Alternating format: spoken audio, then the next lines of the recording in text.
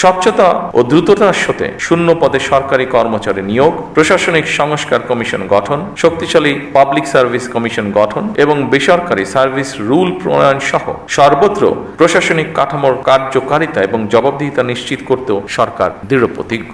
সম্মানিত উপস্থিতিবৃন্দ, বিশ্ব এখন আর্টিফিশিয়াল ইন্টেলিজেন্সের যুগে প্রবেশ করেছে। সুতরাং বৈশ্বিক প্রতিযোগিতায় টিকে থাকতে হলে জনপ্রশাসনের কর্মকর্তাদেরকেও সময়ের সঙ্গে মোকাবেলায় নিজেদেরকে প্রস্তুত রাখা অত্যন্ত প্রয়োজন। চতুর্থ শিল্প বিপ্লবের এই যুগে কৃত্রিম বুদ্ধিমত্তা, অটোমেশন এবং ডিজিটাল প্রযুক্তির ব্যবহার আমাদের প্রশাসনকে আরও দক্ষ, স্বচ্ছ এবং জবাবদিহিমূলক করে তুলবে। আমাদের লক্ষ্য ভবিষ্যতে সকল সরকারি সেবা তথ্য প্রযুক্তির মাধ্যমে নাগরিকদের দোরগোড়ায় পৌঁছে দেওয়া। এক্ষেত্রে দক্ষ মানব সম্পদ তৈরিতে বিএমের কার্যক্রমকে আরও শক্তিশালী করতে সরকার বিএমকে আরও যে কোনো প্রয়োজনীয় সহায়তা প্রদানে প্রস্তুত।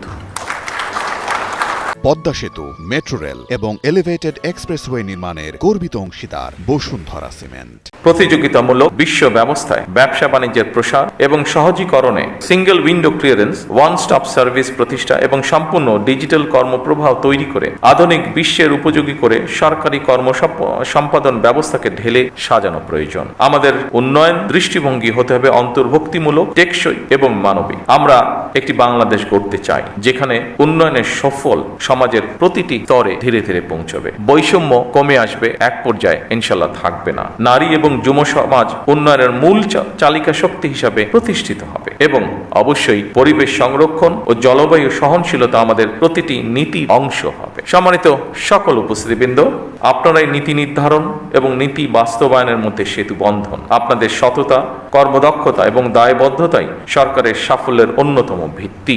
আপনাদের প্রতি আমার আহ্বান, নিজেদেরকে শুধু প্রশাসনিক কর্মকর্তা হিসেবে নয়, বরং জনগণের সেবক এবং বন্ধু হিসাবে ভাবুন। সম্মানিত উপস্থিতিবৃন্দ, আমার বক্তব্যে ধৈর্য ধরে শোনার জন্য আপনাদের সকলকে ধন্যবাদ জানাচ্ছি। আল্লাহ হাফেজ। বাংলাদেশ জিন্দাবাদ।